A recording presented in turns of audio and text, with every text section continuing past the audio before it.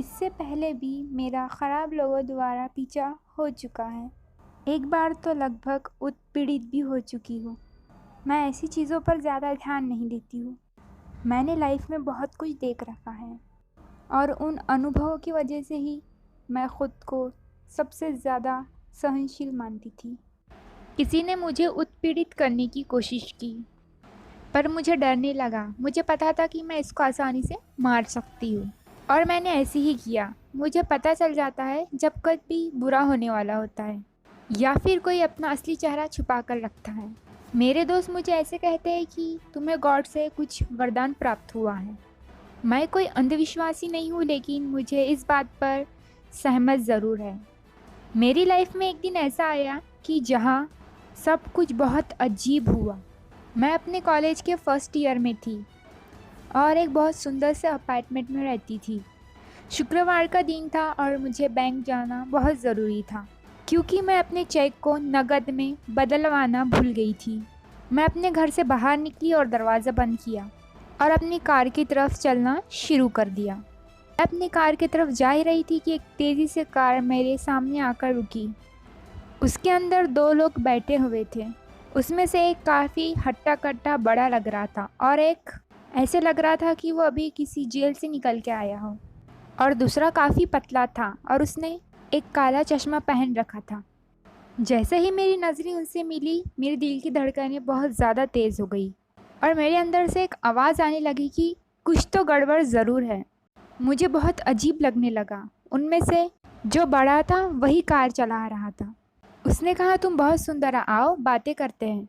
आज तक मैंने जितनी लड़कियां देखी है उनमें से तुम बहुत सुंदर हो। अब मैं अपनी कार की तरफ बिल्कुल नहीं जाना चाहती थी क्योंकि उनको ना पता चली कि मैं कौन सी कार चलाती हूँ, और मैं अपने घर भी नहीं जाना चाहती थी क्योंकि मैं नीचे वाली मंजिल पर ही रहती थी और वो दोनों आसानी से घर में आ सकते थे।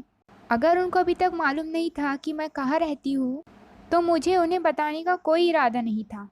मैंने अपार्टमेंट के ऑफिस जाना शुरू कर दिया, हालांकि वो भी काफ़ी दूर था। मैंने अपने हाथ में एक छुरी निकाल रखी थी। मैंने उस छुरी को स्वेटर से छुपा रखा था। जब तक मैं ऑफिस की तरफ जा रही थी वो आवाज़ें निकाल रहे थे। मैंने भी उन्हें बीच बीच में देखा था कि वो इस वक्त क्या कर रहे हैं।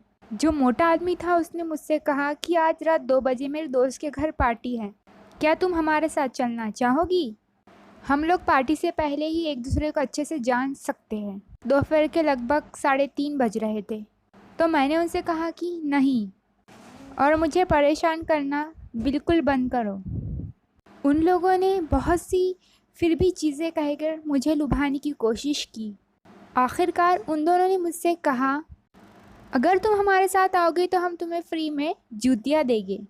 जो पतला आदमी था वो कार में घूमा और कुछ तो करने लगा था। मैं देखने के लिए रुकी थी, तभी तभी मुझे ऐसा लगा कि वो बंदूक या तो ऐसी चीज़ नहीं निकाल रही जिससे वो मुझे बंद दे। मैं अभी भी ऑफिस से काफ़ी दूर थी, लेकिन मैंने खुद को दौड़ने के लिए तैयार कर दिया। तभी उस आदमी ने एक पीछे से नीले रंग का बॉक्स निकाला जिसके अंदर काफ़ी रंग बिरंगे जूते थे।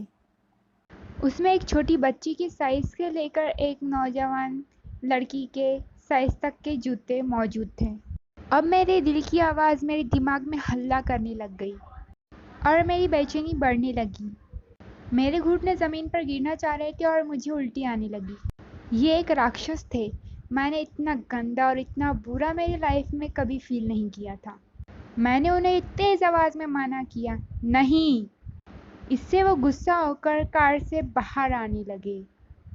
उन्होंने दरवाज़ा खोला और वो बाहर आ गए। मैंने दौड़ना शुरू किया और रास्ते में मुझे 2 बच्चे खेलते हुए मिले और मैंने उनको उठाया गोद में और दौड़ना स्टार्ट कर दिया। मैं उन बच्चों को उन पागल गुंडों के सामने नहीं छोड़ सकती थी।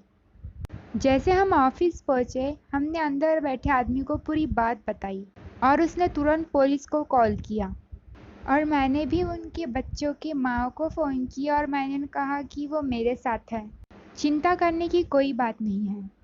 मैंने उन्हें ये भी बताया कि अभी वो अंदर रहे क्योंकि वो गंदे आदमी अभी भी बाहर हो सकते हैं। मैं ये हादसे के बाद कुछ दिनों तक अपना घर छोड़ने से भी डरती थी। मैंने अपने कुछ दिनों के लिए अपने दोस्त को घर बुलाकर कहा कि वो कुछ दिनों तक मेरे साथ रहे। फिर उसी हफ्ते के चौथे दिन हम लोग बाहर खाना खाने गए और जैसे ही हम बाहर आए मेरी दोस्त ने कहा, ये कैसी अजीब सी कार है यहाँ पर। और हाँ, इस कार में वही दोनों आदमी थे जो मैंने उस समय देखा था। मेरे घर के ठीक सामने। हम दोनों तुरंत अंदर आ गए। क्या वो मुझे ही ढूंढते ढूंढते बार बार मेरे घर के पास आ रहे थे? हालांकि जब से ऑफिस से पुलिस को कॉल किया गया था मुझसे मुलाकात नहीं हुई थी। मैंने स्कूल में ऐसे हत्यारों के बारे में पढ़ा था और मैंने ये भी पढ़ा था कि कुछ लोग उनके लुभावे झांसे में भी आ जाते हैं। क्या अगर मैं भी झांसे में आ जाती, अगर उन जूतों को छू लेती? लेकिन अब मैं वहाँ नहीं रहती हूँ।